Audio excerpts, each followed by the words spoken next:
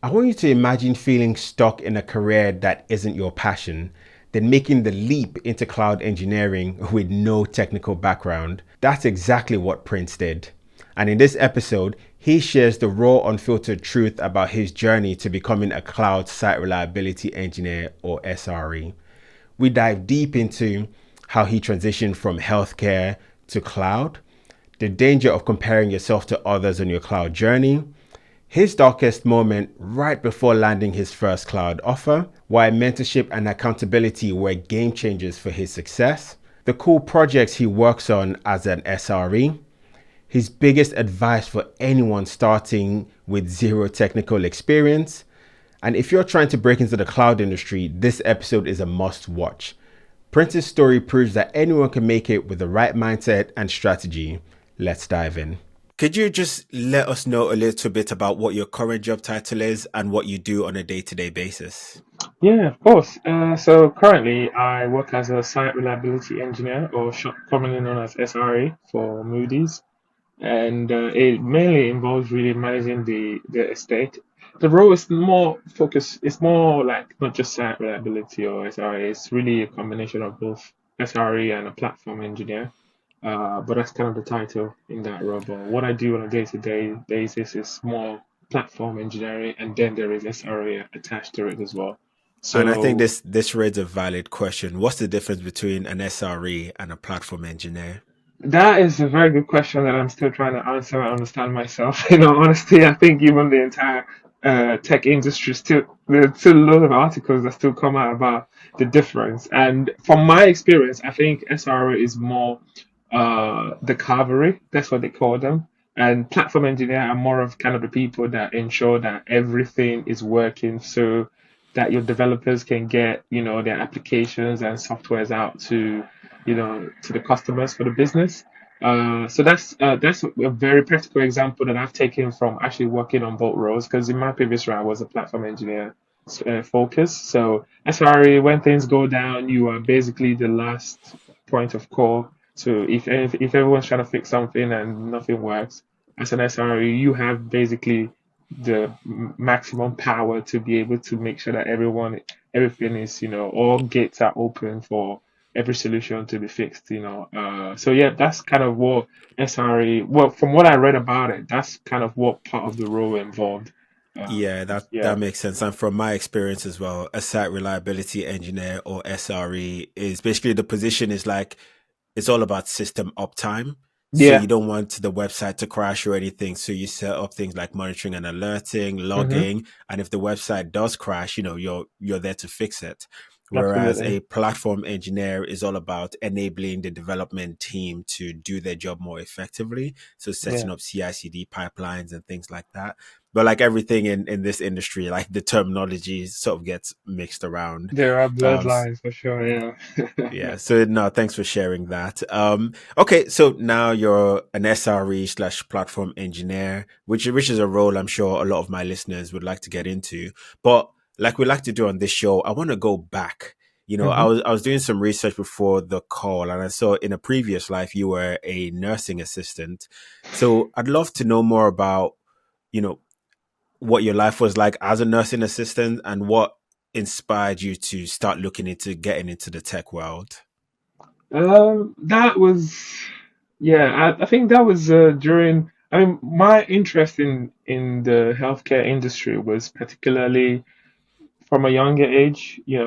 Growing up in Nigeria, there's always a top four role that your parents or everyone around you always inspire you to go for. It's either you're a doctor, an engineer, a lawyer, or an accountant.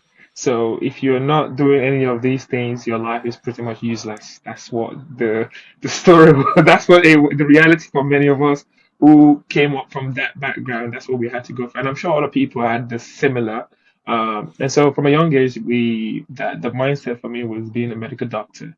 And when I moved to the UK, that goal was still there career wise for me. But then I always have this mentality that if I want to do something, I love to see what the end goal is, and I'd love to meet someone who actually works in that end goal and be in that environment to be able to decide for myself if this is something I want to do for the long term. That's just my own personal decision. That's how I like to do certain things. So I took an interest to work in a hospital in the NHS, and I got a job. I think this was before I went to uni back in 2013. I think it was around, yeah, 2013. I got a job working as a nursing assistant apprentice at a hospital in East London, Hamilton. And I did that for a year. And I think I worked an extra year and a half because I had to wait a period of time before I went to the uni. And whilst I was working during that period, I recognized that I don't enjoy being a doctor. It wasn't fun. It wasn't something that I think that was a there was this huge reality check for me that what was sold to me as a dream and the way it was packaged when you watch TV shows, it's not the same as reality. And that for me was, I know a lot of people may say, yo, when you watch TV and movies, it's not real, but for a lot of people, that reality hasn't really set in yet from a practical perspective. So seeing the life of a doctor, it was not something that I was attracted to for me personally, because I was like, you don't have a life. Even if they pay me a lot of money to do this, I wouldn't do it because it was too restrictive for me. I specified this to me. So I wanted to change, still in the mentality of health industry, I wanted to change to do something that will allow me to be more creative with my thinking. That's my own perspective. So I decided I want to switch to do research. I wanted to do a PhD, take the path of a researcher. So I went to Leicester, University of Leicester, did medical physiology for 3 years, did followed that up with a master's degree in Birmingham, and then I came to the end of the road. Then I recognized that I would not enjoy this. I'm not going to be if I'm doing this for a long period of time. I'm coming home and thinking about other things. I'm thinking about because I another part of me as a person, I love music. I love creating music. I love different type of sports. I enjoy playing football. So those things really bring out a lot of creativity in me. So I didn't enjoy the fact that medicine was just stifling for me personally. So I wanted to do something, and also in the UK, it's just I didn't like the fact that you work long hours and get paid peanuts. That's just the way I saw it. I was like, doctors really sacrifice a lot. Seeing them in the hospital, seeing how much they are working and pacing for the entire shift, only for them to be paid, basic wages, in my opinion, that it just gets them by on a day-to-day basis. That didn't sit well with me, and I didn't want to be in such position. So I Yeah, decided so to switch. I Yeah, have I have a couple of family members who are doctors as well, and yeah, I definitely empathize with with what you're saying with the long hours and average pay. So, at this point, you become a nurse assistant. You say, okay, this is not for me. You go to university to do, further learning, but you're realizing just the medical path as a whole isn't right.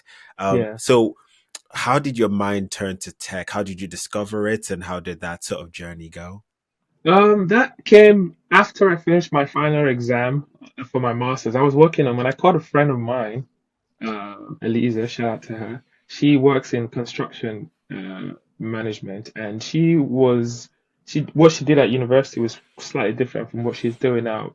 So I called her and asked her just to understand what it was like to work in that industry. I wanted to do something different. I knew it and I'd already made up my mind, but at that point, I wanted to take action. So I wanted to see what options I had. I spoke to my cousin. She works in procurement, and it was really something that she was enjoying and she was thriving in. And a friend of mine, huge shout out to her, Vicky. She was the one that I spoke to about at that time software engineering. I wanted to go into software engineering, so all of them gave me good advice. But I did my own research and I found that I would really enjoy, the tech industry more.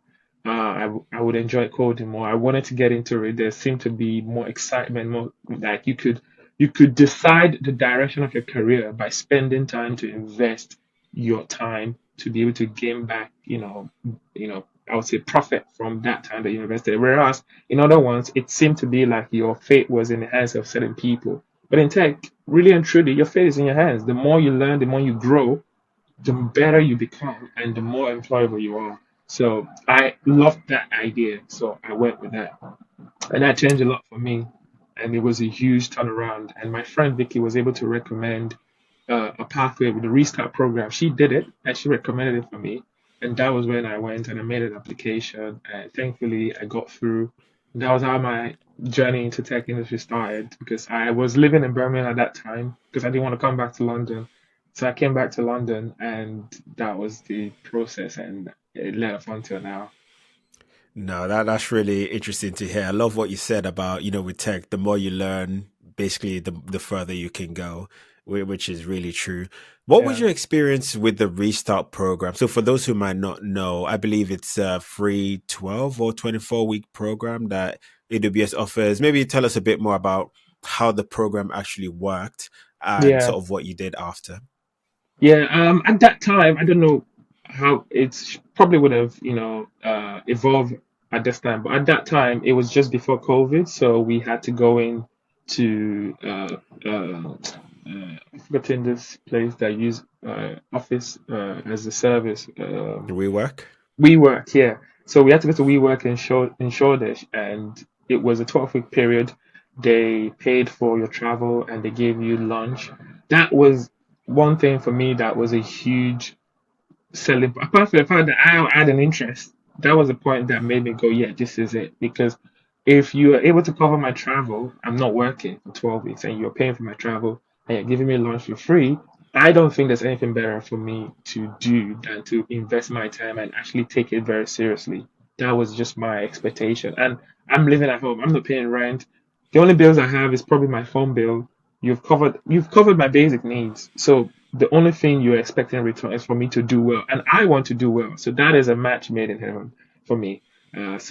They give you kind of take you through some basics throughout the 12-week period. So it depends on the area of focus. So for me, it was because it was cloud engineering. We had to go through some Linux training. We did Linux. I remember we did a little bit of Python, security, networking, and then ultimately we went into AWS cloud and an understanding of how the cloud actually came to form, in the start, and how it came to evolve to what it is today.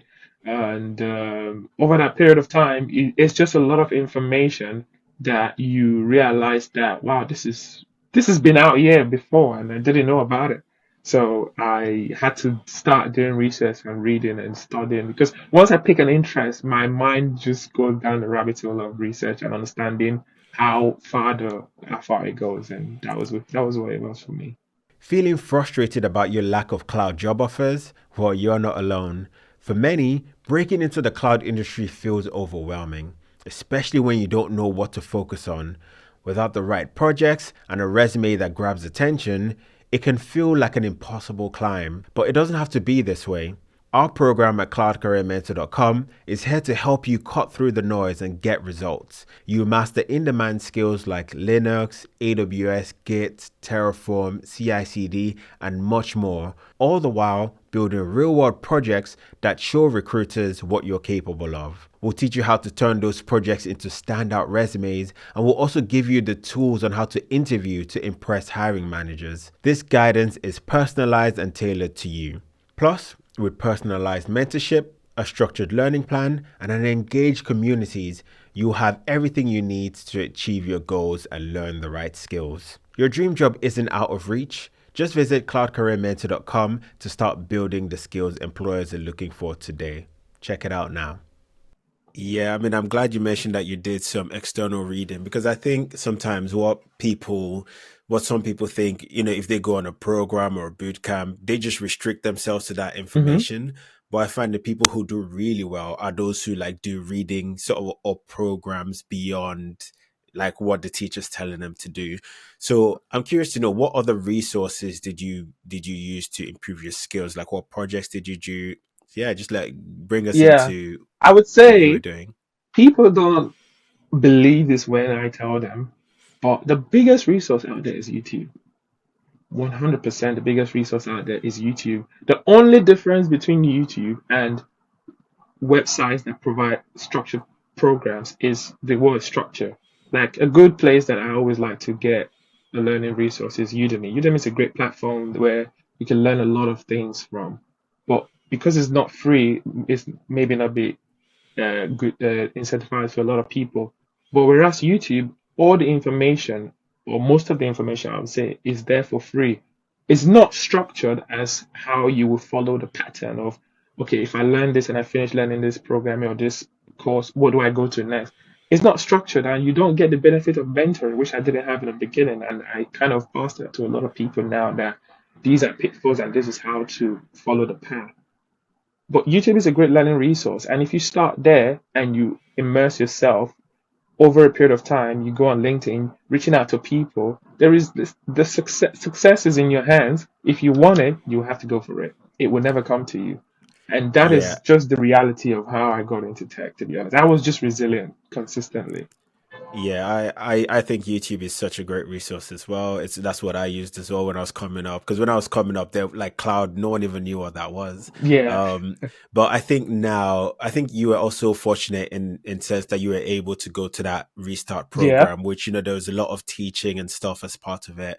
And so by the time you could use YouTube, you already had a lot of that, I guess, support in other ways. But a lot of people don't have access to that. We have listeners from all over the world in different Yeah. places. So yeah, it's one of those things where like something that seemed like easier, but there's always other factors in the background that makes For that sure. journey a Yeah. bit easier.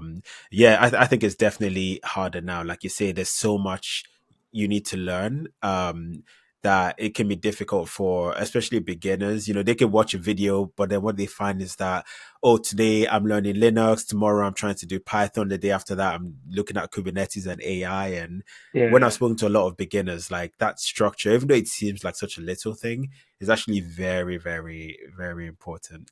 But no, that's great. Like I'm really happy to hear your experiences here and how you're looking for resources and messaging people. And I think what I love is that you are proactive. Oh, And yeah. I think that proactiveness is so important.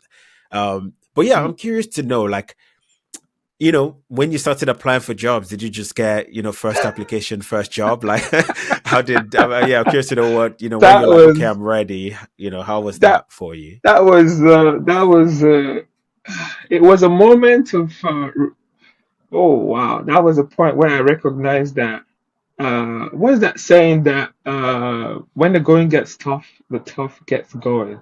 And that was what actually happened to me. I remember when I went to an interview, and the first interview that was set up by the Restart program, and we went to it, and it was okay actually, but we didn't get picked.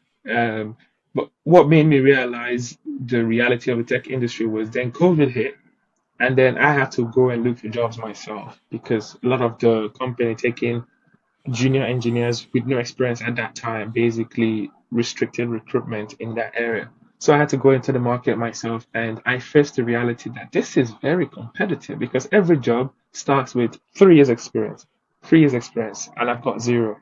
So I had to come with something very different from my perspective. Um, Now, the fact about it is that there are many jobs that you apply for in the early stage as a junior engineer. You just have to take it on the chain that it's just going to be experience for you, and you're not going to get the job, but you're going to get the experience of an interview, and how you have to learn how to sell yourself in a way where you're being honest, but you're also selling the fact that I am willing to learn, I'm willing to grow if I'm given the opportunity. And some managers, they see the value in that because some people are really, really, really they become great asset for companies if given a chance. It's just the fact that maybe some managers are looking for right now, and it's not necessarily a fault of their own, it's just basically what they're looking for at the moment. But that resilience and that proactiveness for you to say, boom, I've done this interview, I didn't get the job, on to the next one. There was an interview I went to before the interview started. I was told that I'm not gonna get a job. Wow. Yeah, he said to me Straight that up. I just want to let you know that I looked at this role, looked at your interview, your CV and everything. And the funny thing is, this was arranged to me through the restart program, and they were excited to interview me. But in the interview day, I was told that I'm not going to get the job at the very beginning of the interview, and I said to Wow. myself that this is brutal because. Like, you didn't even get to the end. Even if you've made up your mind, It's get to like, the end and tell me. Hey Prince, welcome to this interview. By the way, you're definitely not gonna get this You job, could but get the tell me interview. about yourself. He literally say, "Okay, I'm gonna teach you. I'm gonna see your answers so that I can prepare you better." And in my head, I'm thinking, you really don't want to go there because you're not gonna give me the job, but you're still gonna interview me and you want to try and look at my level. I said that is really that was really really low. And I had an interview the next day, which actually led to me my first job. So I was Mm, completely demoralized yeah. in for an interview a day before the interview that led to my first job. But I had to again just finish that and still go the next day and do an interview, I which was way better. You've mentioned a couple of things that I want to make sure my audience is catching here. So the first one of the first things you mentioned was about how when you're interviewing, especially as a beginner, like you what you want to sell, because you can't sell experience because you don't Yeah, have any. What you want to sell is your ability to learn, your to grow, and also your enthusiasm. And yeah, this is also one of the same things I say to people I mentor when they're going for their interviews. I'm like, look, show your passion, show them that you want to learn, that you give them a chance, you put in all the hours to learn, because yeah. there's that's valuable, like that ability to like stick to a problem, to troubleshoot, to have that enthusiasm for what you're doing, like that's something that's really valuable to employers. So make sure you highlight that when you're interviewing. The other thing you mentioned that I thought was really good was that think of every interview as a learning opportunity. So Absolutely. even if you don't get the job, you're still building experience in interviewing. And yeah, interviewing is a skill. People don't realize this. Oh yeah. Interviewing is a skill. It's like, Oh because yeah. you getting that job after you have an interview, like your experience almost doesn't matter. Like your technical skills, like that's sort of a given. But if you can interview really well, that can overcome a lot of like any technical issues you have, because at the end of the day, employers also want someone who can fit in well with the team, who's Yep. nice, who's friendly, who's enthusiastic. So see, these are some of the attributes you can emphasize during your interview, as well as any technical skills. And one of the final things I want to touch on is, you mentioned the interview after the one where you were told where you'd be rejected immediately.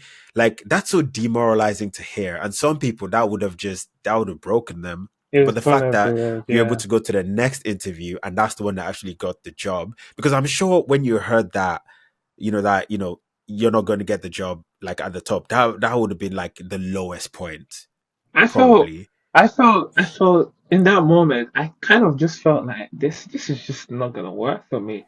But I think for me, when I'm doing something and I focus on it, I there are things that you do where you know that okay, this is not working, I might need to change path or I might need to do something else. But at that point in time, I was really starting to doubt that okay, maybe I should do something else, or maybe I should just focus something else.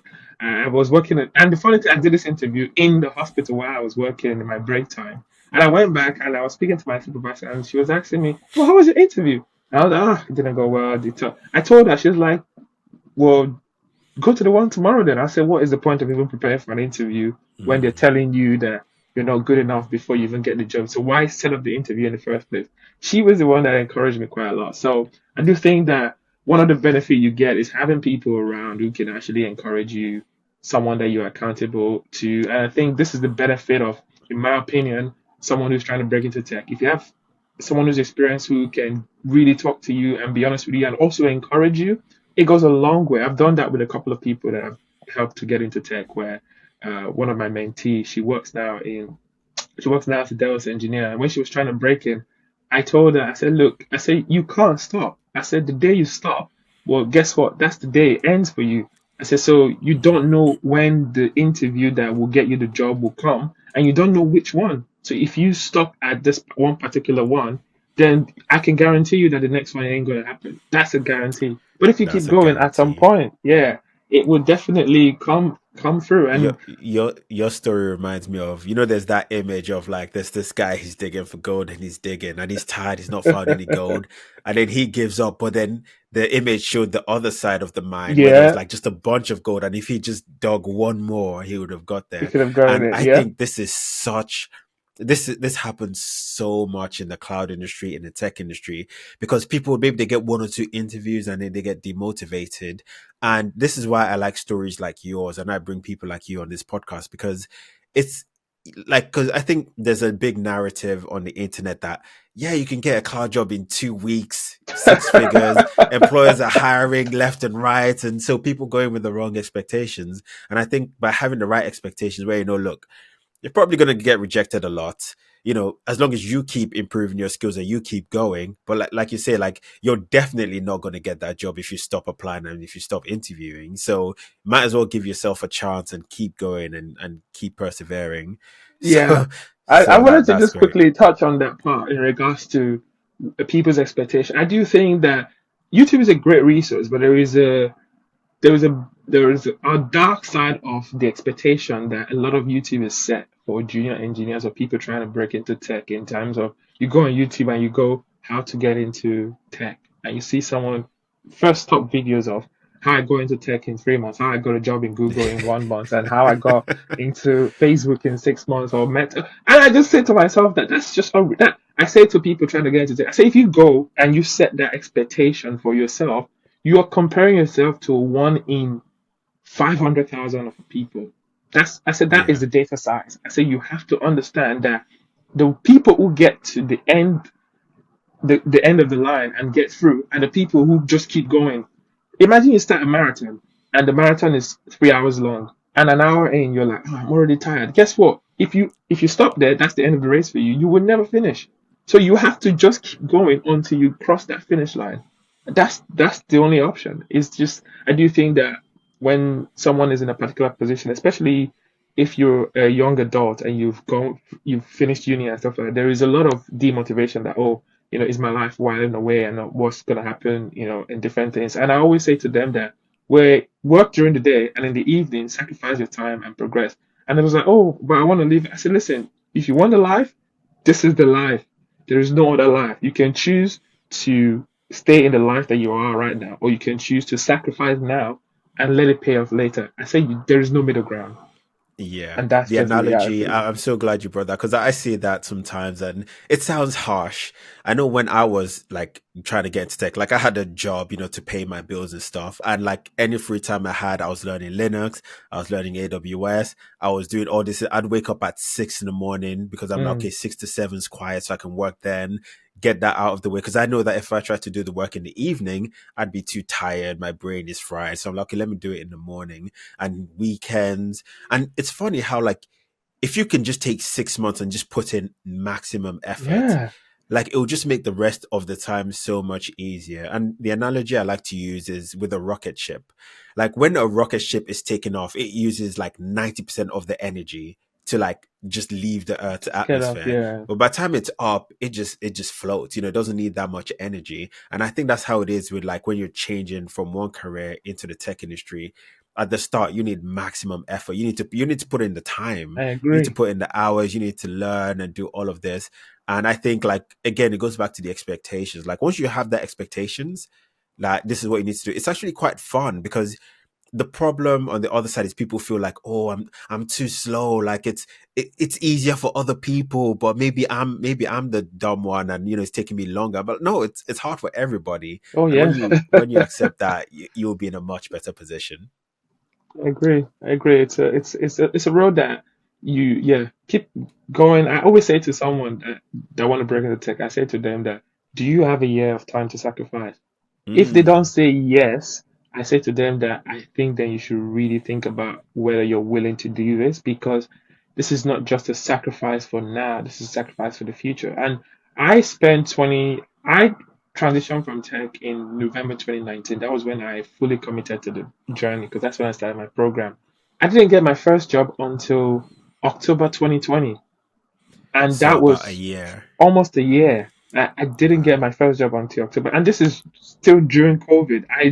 When I got a lot of rejection, my action was to do a solutions architect. It wasn't to just go. I went to do the solutions architect so that I can put it on my CV and show the employers that, look, I'm serious about doing this, Mm. and I went to do this. Now I know at that time it was relevant. At this time, it may not be as competitive as it was, but you just need to just I find think an it's more edge. competitive now because I think during Yeah, COVID, there was actually a lot of hiring going on. Like interest rates were down, the economy was, all the stocks were going up. I don't know if you remember, but that was yeah, I actually remember. like, Yeah, yeah, so it's actually harder now. But I see that not to demotivate people. I see that just to know that this is a long term game. I remember this lady came to me one time and she was like, I'm willing to quit my job, but will I be able to get a job in 3 months if I do, A, B, and C? And I'm like, nah, don't quit your job. Don't quit your It's not job. going to take you 3 months. It's going to take longer than that. Have a sustainable approach Yeah, so that you don't put that pressure on yourself. Because I think when there's things like financial pressure or time pressure, then it makes the rejections even worse because now you have all these other things. Whereas if you're mm, like, okay, this is just what I do now, like I just build my skills and apply for jobs. This is just my life. I think that would be much better. But yeah, just for the listeners, again, I just want people to just acknowledge that. Look, you mentioned it took almost a year, and I think that's very realistic. I think 6 months to a year. I think depending on how much how prepared you are, how much you're studying, how much you're applying. I think that's a very realistic timeline. So yeah, so really, thanks for sharing that. yeah.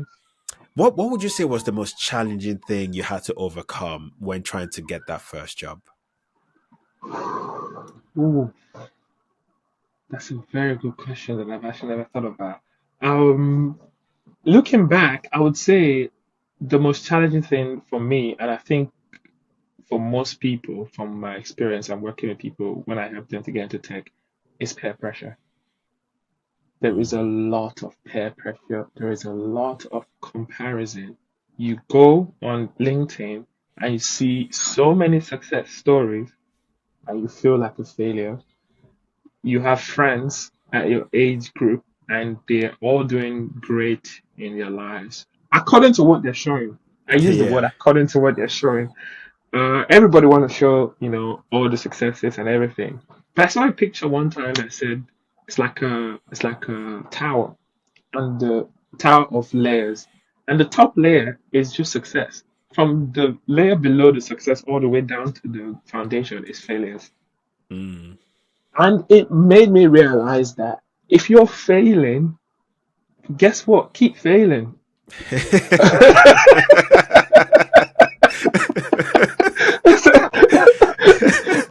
It's a hard thing to say, yes, but Yeah, yeah. that's how you get to success. Like, I when I go into tech, I realized that companies there's a principle that companies use where they call fail and fail fast, so that Mm. you know how to grow.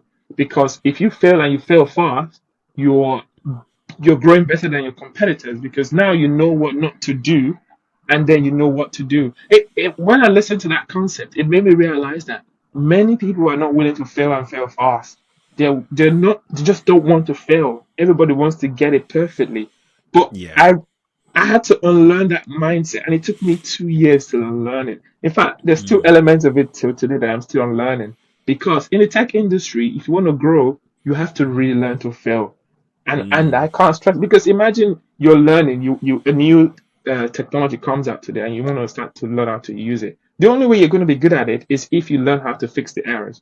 That's the first lesson my senior engineer told me, that he said learn to read the error.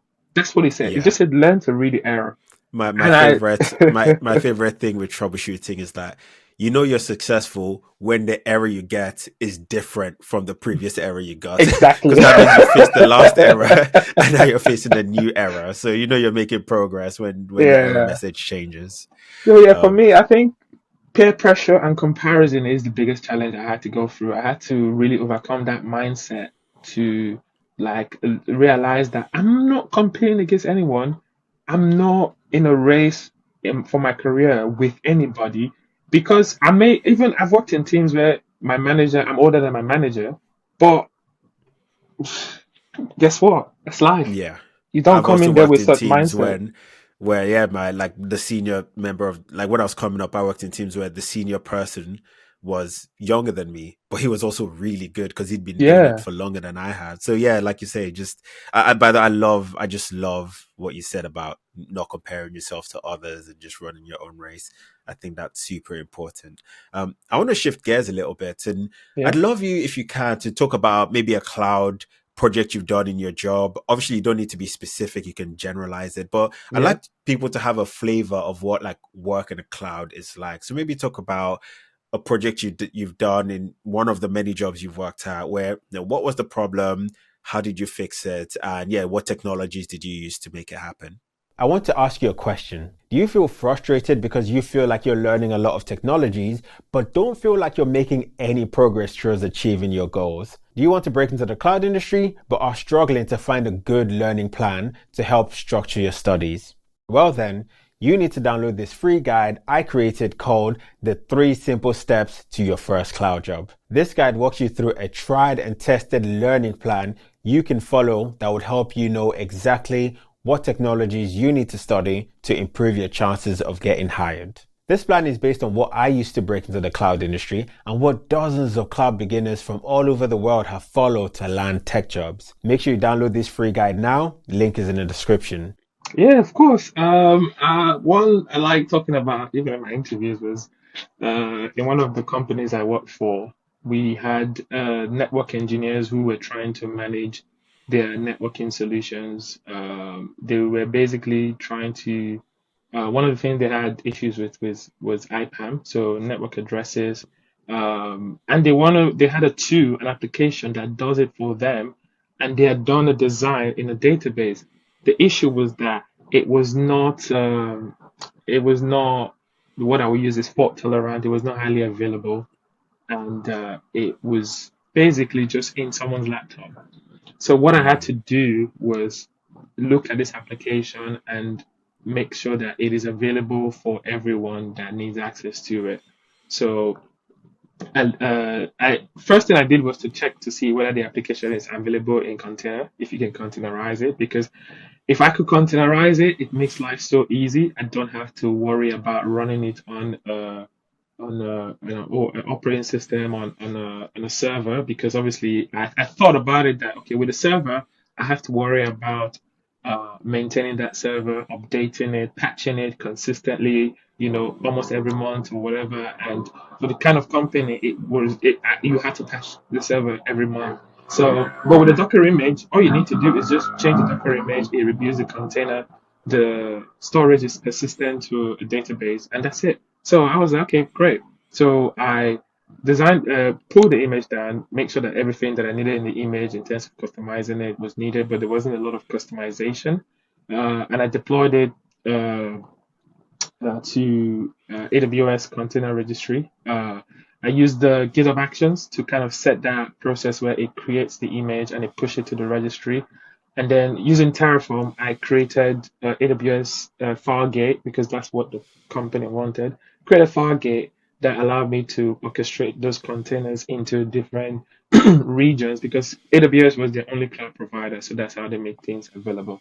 And from there, it was just all about making sure that the configurations were right in terms of the environment variables. I even had to go to the back end of the container and modify some settings so that it can connect to an S3 bucket, because it needed that. But all of the Yes. things that I needed in AWS was all configured through Terraform, because you want things to be quite easy and you want to know where things are in ISA. So that was it was a nice project that I did, because it was one of the first projects that I created and done in a production environment from 0 to 100, That's by very myself. impressive. Yeah. So, and with the help of a senior engineer, I was able to get through some pitfalls. And you don't realize that, because we have this mentality coming into tech that when you do something, it's just you by yourself. A lot of people don't really know how to work in a team. It's just more like a lone wolf. But working in a team, again, it's a very, very valuable skill that I think some senior engineers, not many, but some senior engineers I've worked with, they have really, really, I've worked with some really good senior engineers that have people skills, and they're able to work within a team and foster better practices within the technical areas. So that's a project that I worked on and I really enjoyed. That's really good. And yeah, we're just rounding up home now. You've been working in the cloud industry for a number of years now. What would you say is one negative thing about working in the cloud and one positive thing about working in the cloud? What is the negative? I think a negative is that um, there are just way too many opinions, in my opinion, and it's not as a negative as per se, but the reason why I say there are too many opinions is that sometimes you have too many opinions and it leads to no direction. So, whereas if you have fewer opinions and that are well defined, it's very definitive. But many times it's just way too many opinions. You know, you like I don't know if you know Medium. It's the article where there's a lot of you read an article and there's just many opinions about certain things, and you think, Yeah. okay, what's the right way to do it then? Is that the right way or the wrong way or this way? Even if you read the documentation is Yeah. still an opinion.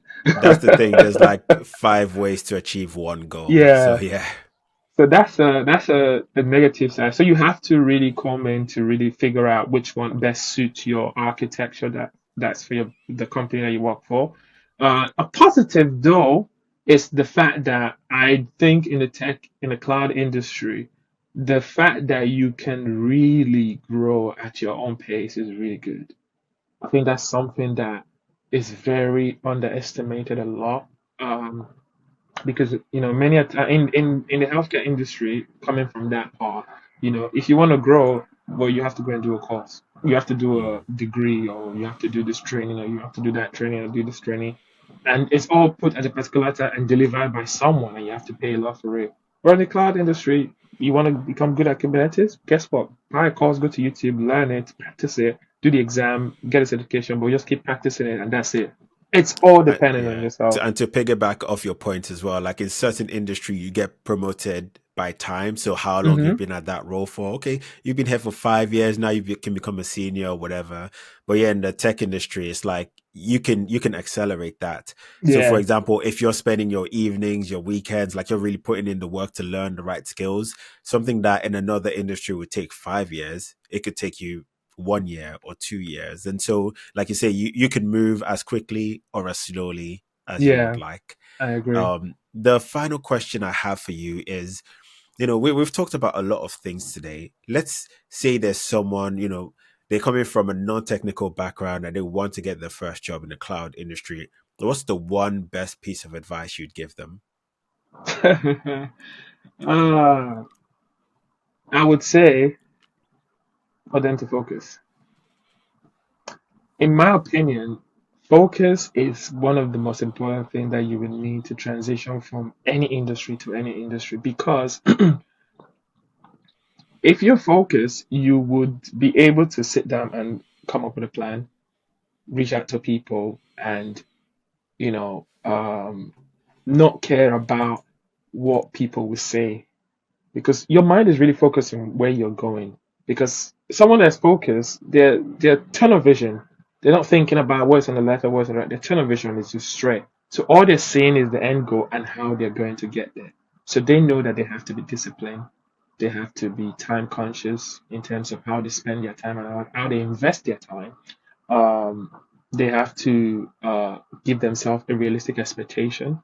They have to sustain what they're doing consistently because what you do to get into tech, guess what? It's what you're going to do to stay in tech because it changes. You don't, like I say to people who get into tech, say, oh, now I'm in the tech industry. I say, well, guess what? Now you're going to work harder.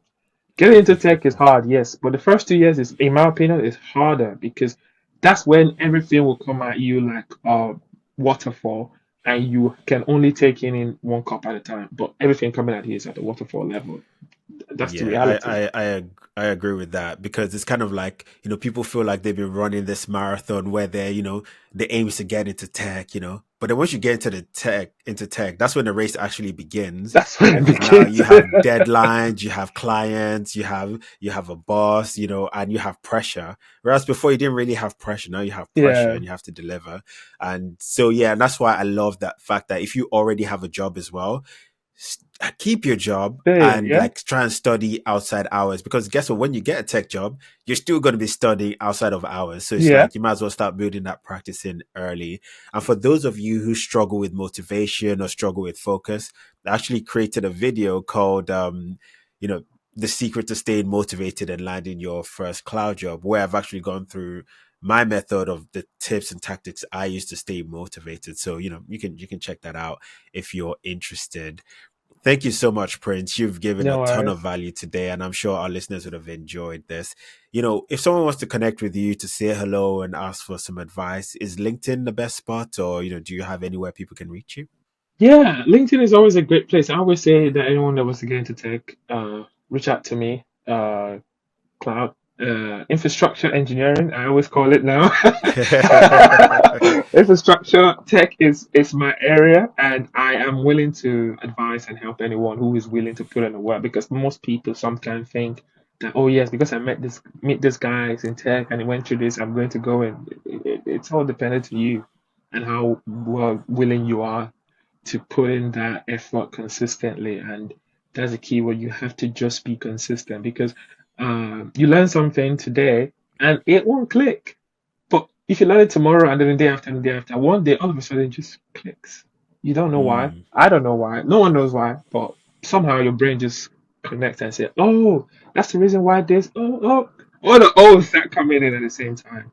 So yeah, yeah. I'm available on I, LinkedIn. Anyone? Yeah. and I'll leave the details in the description.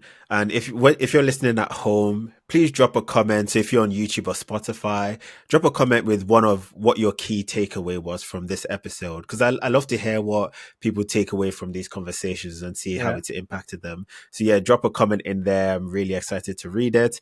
And of course, on Apple Podcasts, just give us a 5-star review. Why not? But thanks a lot, Prince, for No coming worries. today. And yeah, we'll talk later.